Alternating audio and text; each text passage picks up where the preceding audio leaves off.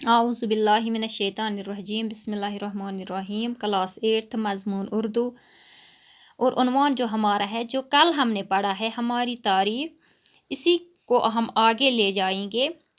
تیری تاریخ ہے قرآن کا گیتا کا ورق، آشتی امن اہنسا کے اصولوں کا سبق، دہر سے اپنا مقابل کوئی اب تک نہ اٹھا، کوئی گوتم کوئی چستی کوئی نانک نہ اٹھا۔ آج آزاد ہیں ہم، ذہن ہمارا آزاد، تنگ جذبات کے گیروں سے نکل آئے ہیں۔ جو فرنگی کی سیاست نے کبھی بوئے تھے، ان تعصب کے اندھیروں سے نکل آئے ہیں۔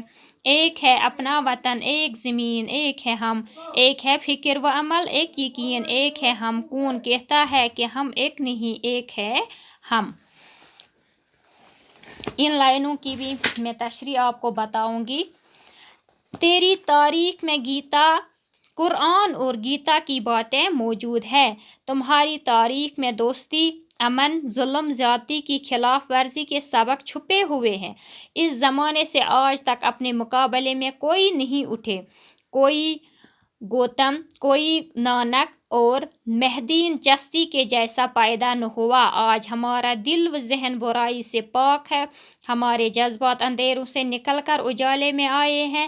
جو برائی کبھی فرنگی نے یہاں خوب دہشت کی صورت میں پھیلا کر رکھی تھی، اب ہم اس تنگ نظری کے اندھیروں سے نکل آئے ہیں۔ ہمارا وطن ایک ہے، ایک ہی زمین اور ہم سب ایک ہیں۔ ہماری چاہت ایک ہے، فکر ایک ہے، راستہ ایک ہے، منزل ایک ہے۔ کوئی نہ یہ سمجھے کہ ہم ایک نہیں، بلکہ ہم ایک دوسرے سے ملے ہوئے ہیں، یعنی ایک ہے۔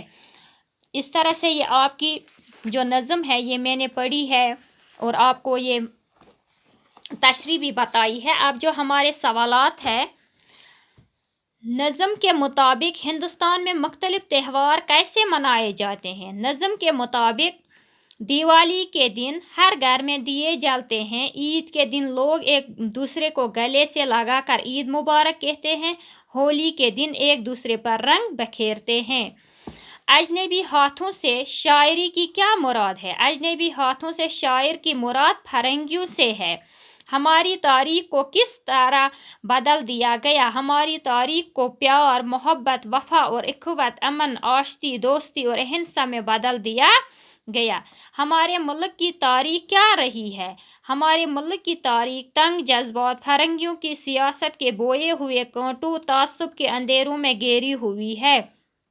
آزادی ملنے کے بعد ہم خود کو کیا محسوس کرتے ہیں؟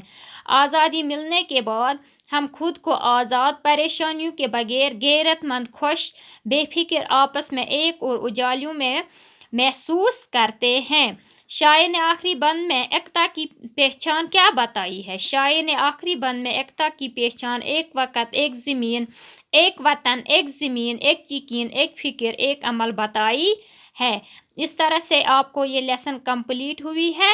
باقی وسلام۔